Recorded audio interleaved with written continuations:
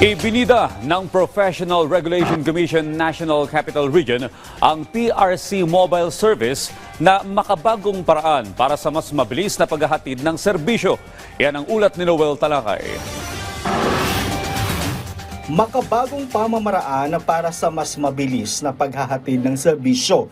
Ito ang ibinida ni Officer in Charge Regional Director Ronald Watson ng Professional Regulation Commission National Capital Region o PRC-NCR. At para mapabilis ang kanilang mga serbisyo, tampok ng ibinida ng ahensya ang PRC Mobile Service.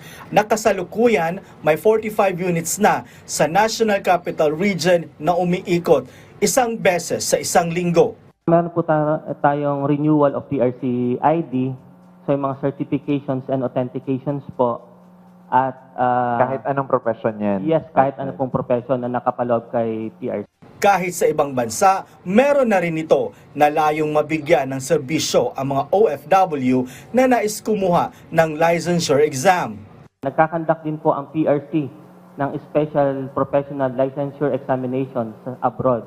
Like in UAE and Saudi Arabia and sa Thailand, Singapore. So medyo marami na rin po. Pwede na rin ipadala door-to-door ang mga PRC ID. Nakipag-partnership na rin ang PRC-NCR sa mga malls ng Metro Manila para maglagay ng kanilang mga kiosk.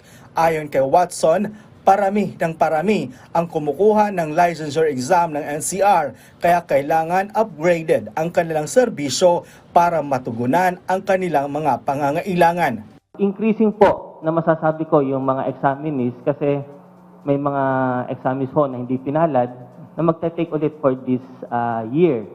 And marami po mga fresh graduate na magte-take. Ang PRC-NCR ang panauhin sa isinagawang kapihan sa Bagong Pilipinas na isinagawa sa Philippine Information Agency Building umaga ng Martes. Noel Talakay para sa Pambansang TV sa Bagong Pilipinas.